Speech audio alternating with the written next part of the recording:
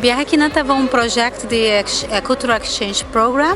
Nos atrás junto com a escola de baile You Can Dance Studio na Bélgica e junto com o Clube de Movimento nos faz esse projeto aqui para reunir youth de Bélgica e Aruba para bailar, para exchange cultural performance, e nos get funded by Erasmus Plus.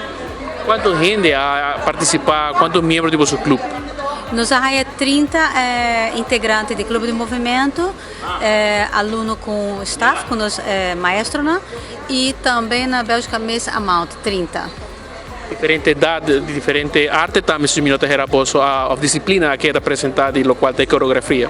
Sim, nos atrai com de 13 anos para 30 anos de idade, nos atrai mais tanto baile, pero dentro do projeto nos atrai também com a parte cultural de nosso país, é parte linguística, quiz, música, também nos atrai com música dentro de performance.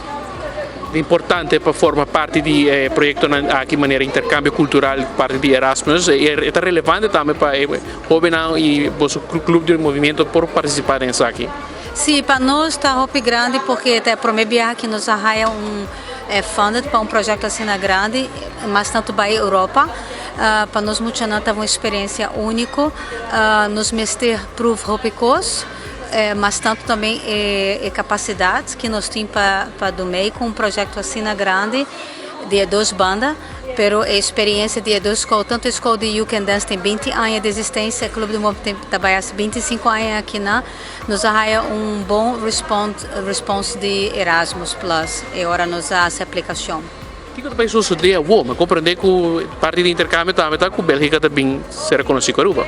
Sim, a outra é de duas fases do projeto. A primeira fase nós vai Bélgica, nós queda aí esse ano. Estava roupa intensa, de verdade, nós estava projeto de 7 horas de manhã até 10 horas da noite, com roupa workshops, trainings parte turística.